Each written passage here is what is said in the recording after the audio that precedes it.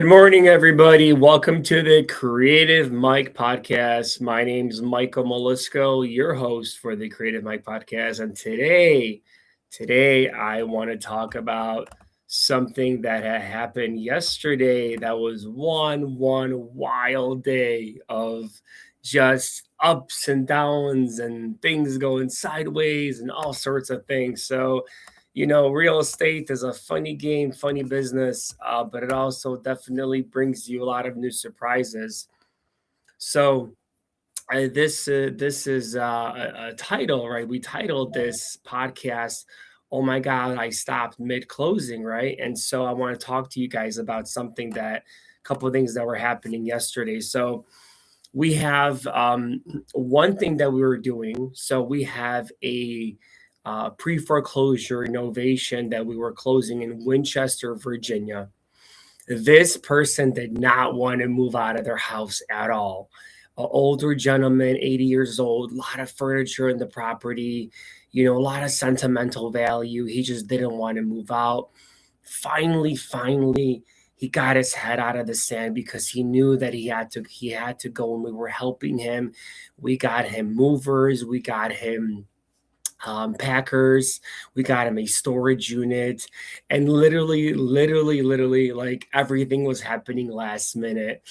The first invoice we got for the moving company was almost $20,000. When I saw that, I was like, it's not even worth even doing the deal because he's gonna like walk away with a little bit of money only.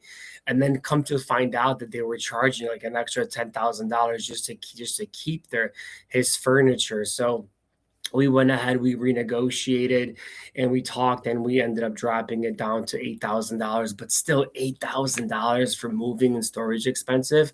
Wow, that was the first bill I've seen that high. So luckily, I ended up signing the documents yesterday, and it should hopefully be funding today. So this was a novation. So if you don't know what a novation is, we do novations where we actually have the right to list the property for the seller on the open market, and whatever we agree with the seller, they receive at closing, and then whatever we sell the property for, that is the difference between what we sell it for, what we buy it from him for. The delta is our profit. And so on these deals, it's nice because you don't have to put any work into it. There's no construction involved. You're literally just using your expertise to go ahead and list the property and find them a buyer, a credible buyer that can buy the property, whether it's a cash or a conventional loan. Sometimes if the property is in good condition, we can do FHA. I'm not a big fan of FHA because they have certain rules, and they're very sticky on appraisals and stuff. So I prefer either cash, FHA, VA, or USDA.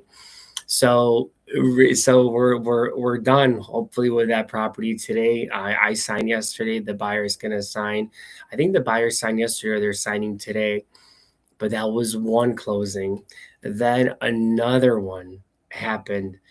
This one here, a family where we're helping go through a pre foreclosure, was supposed to move out, and they have four children. There's a husband, a wife, a brother, and they had nowhere to go. And they told us, you know what, we're not moving out. And the auction for this property is happening tomorrow. And so we made the ultimate decision of, you know what, going against our better judgment, we're gonna buy this property, but we're gonna rent it back to them and see how it goes. I'm not a big fan of that. I'm not a proponent of that, because if they're not paying the bank, what are the chances of them paying you? But luckily, your guy Creative Mike, it was creative. So we are actually going to get money back at closing for this property, which will give us enough reserves to keep in the account in case they do default on the property. We're going to be able to have enough money to pay for the mortgage payments, and then also do the eviction properly and pay the eviction attorney. So in case that does happen, I really hope it doesn't, because it's a great family. We really wanted to help them out. The property is here in the Chicago suburbs, so you guys know this. We're not a landlord-friendly state, so evictions can take up to 6 months or even longer. But you know what? It's a decision that I made, and now I'm going to stand by it, and we'll see what happens. Because that is just sometimes you just got to do the right thing, and that basically is what we're doing. We're going to let them stay and see what happens. It's a nice house. It's a big house, biggest house on the block. So worst case scenario, if they don't end up paying us, we're gonna have to start evictions, and unfortunately, we're gonna have to evict them. But God willing, they will, and everything will be good. The title got me hooked when I saw it on the notification. Nice. Okay, so that means I'm getting better on my titles for my Instagram. Thanks, James. I appreciate you, my friend. I hope you're doing well. You gave me some good insight on underwriters and everything else. I had a really great conversation with you, so thank you for that. But here, so this property here, I'm closing. We're supposed to close on it today.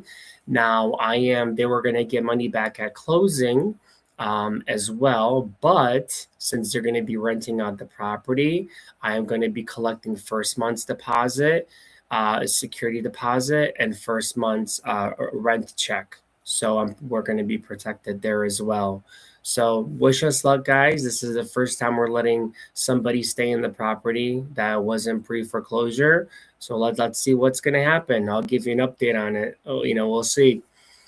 Another kicker. I was Beaumont, Texas. Nice area, blue collar, a lot of great working families.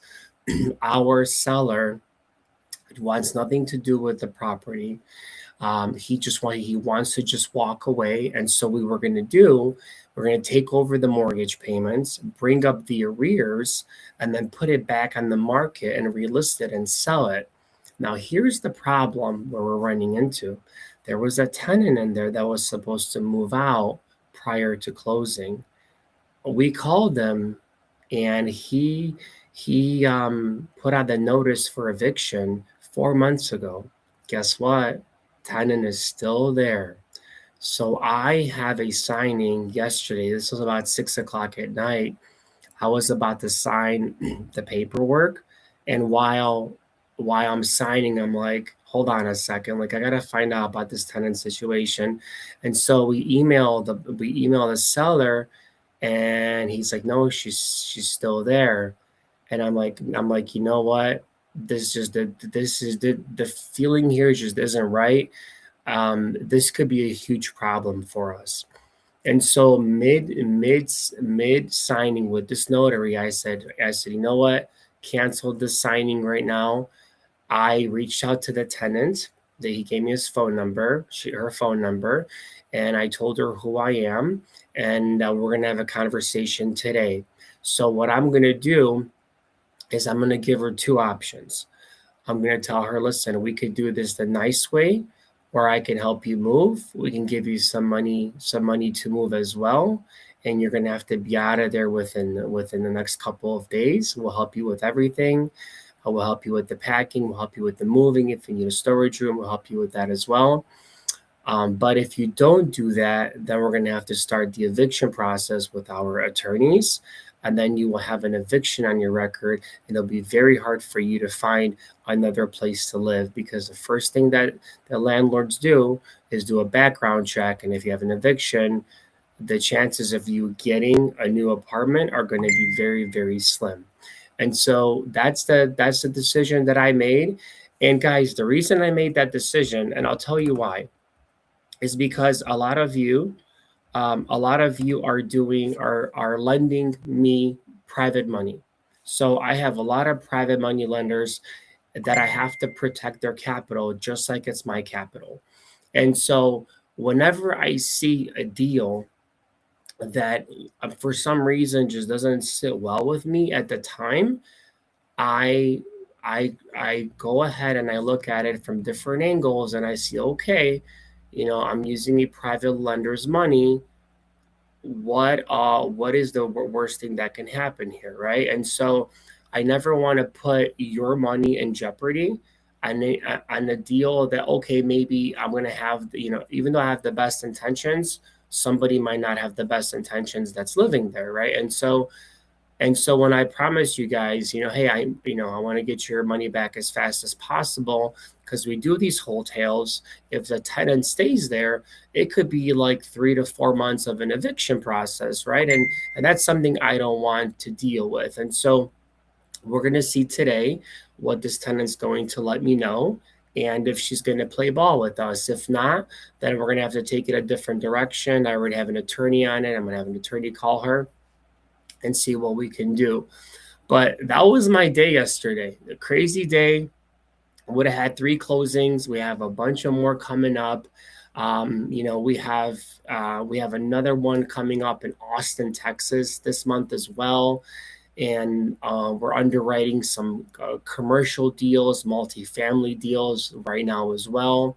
So I'm very excited about it. Like a lot of, what I've noticed, a lot of people pray, right? And they pray for having more business, and they pray for doing more things, right?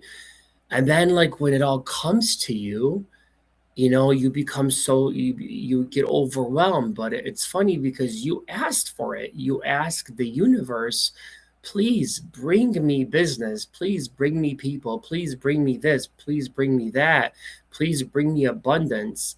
And then when God and the universe brings it to you, you're like, oh my God, I can't handle it, I'm overwhelmed, what do I do? And it's crazy because even though you like have anxiety of all these things that are coming your way, it's like it's such a blessing to have all these problems, because some people don't have these problems. They're literally closing their doors down. There's no customers coming in.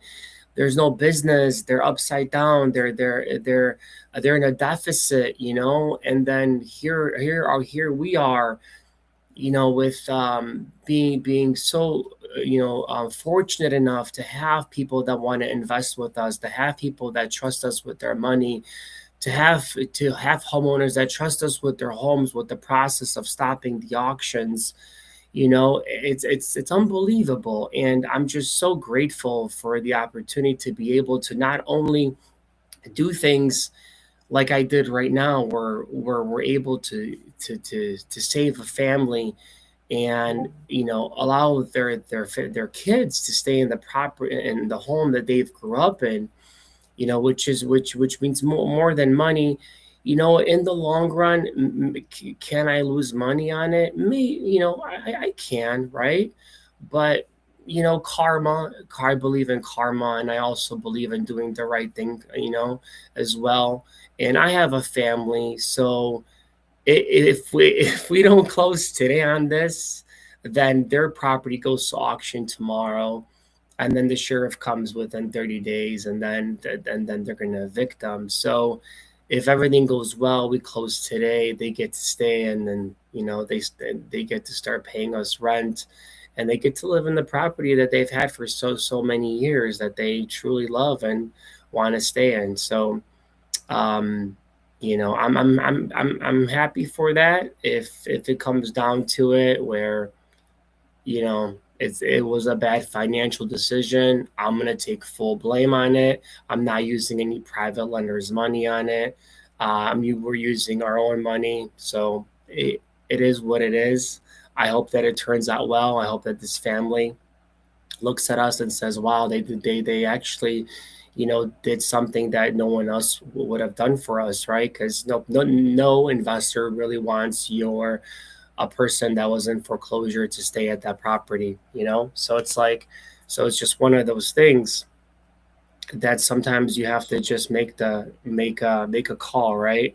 And for me, that call was to, you know, God just telling me, hey, listen, like, help this family out. They're scared. They're this. They have the income. She works. The wife works. The husband works. Everybody works. So I'm hoping that I made the right decision on that one.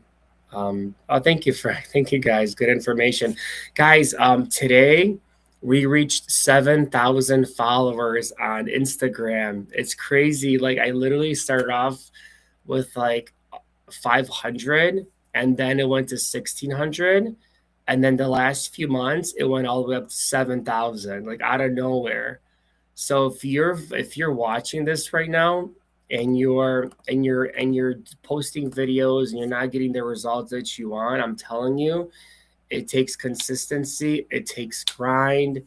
You have to provide value. You have to make sure to do this on a daily basis.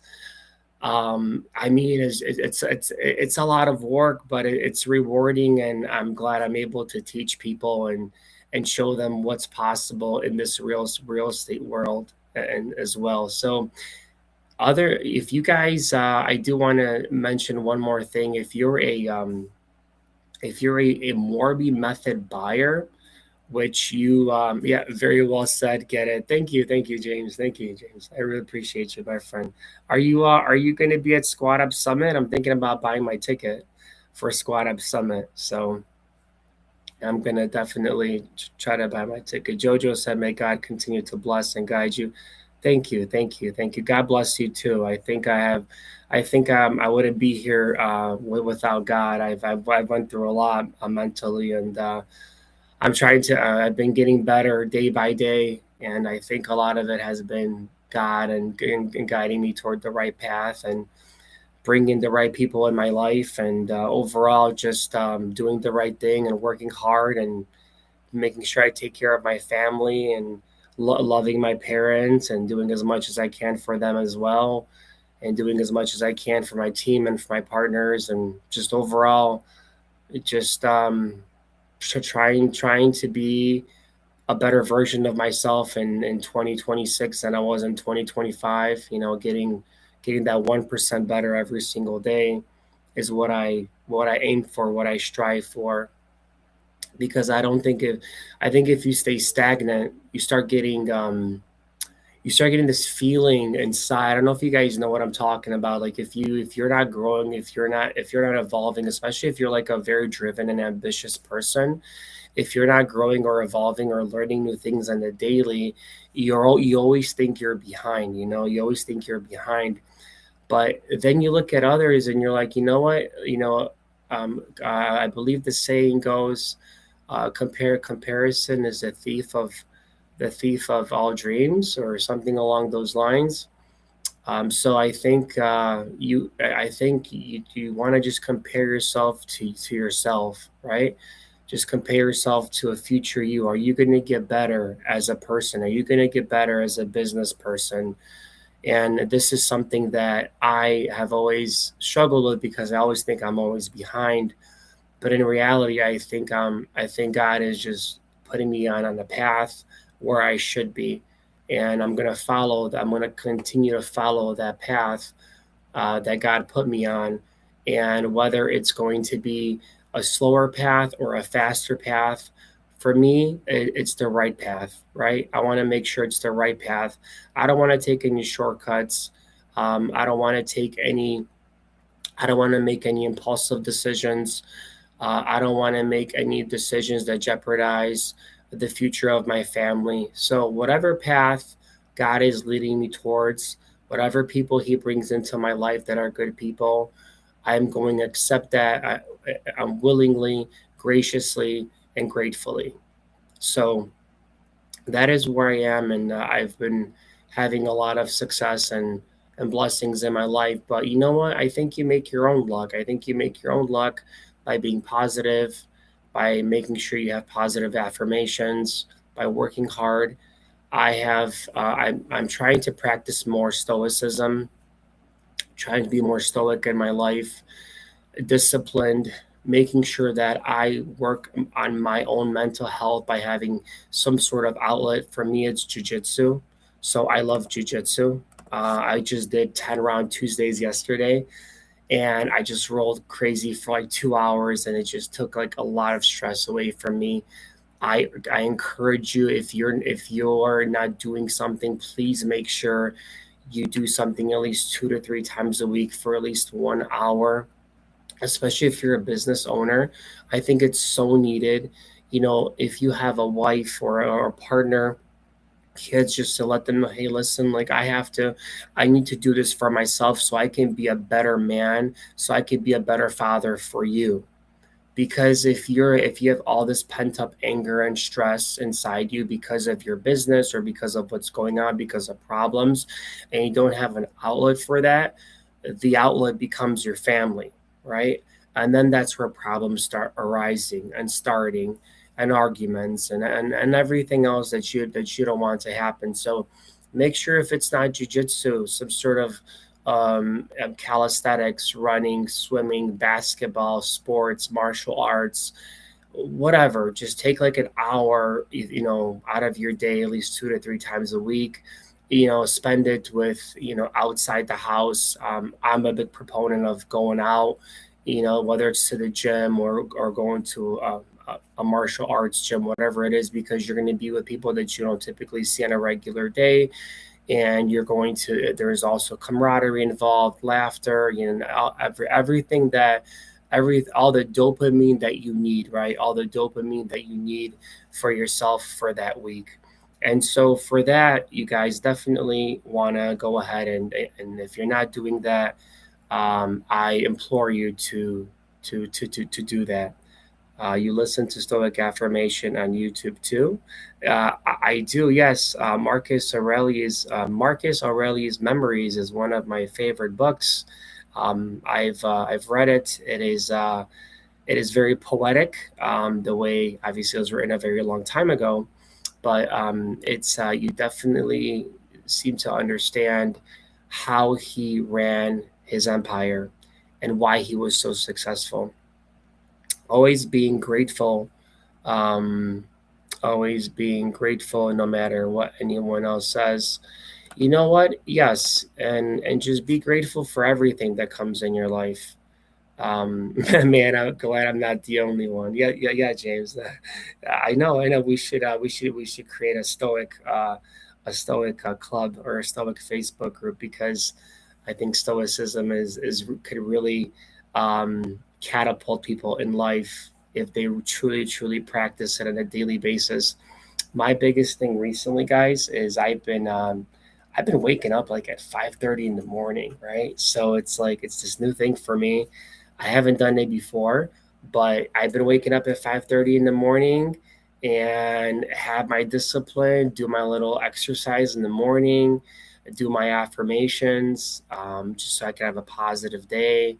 And it's been working, because I realized that a lot of my anxiety was coming from sleeping too long sometimes, because I would wake up and I would say, "Oh my God, I got all these things to do and all this stuff to do, and then I don't even have time to do this or do that." And now I wake up and I come to the office. I'm able to do a video with you guys. I'm able to do a video. I'm able to speak to you. I'm able to now, after this, go and do some of my petty tasks before 9 o'clock begins. And it's great. It's great. So I have a lot of things to do today, but I want to let you guys know that I want to thank you for, number one, you know, being my friends on social media. I don't know you all personally, but I really love you that you guys are following me. I hope I'm bringing you value on a daily basis. I hope that you can take little bits and pieces of what I say, of what I do, of the types of deals and how I structure them. And if you want to join venture with me, please feel free to reach out. I could take a look at some of these deals.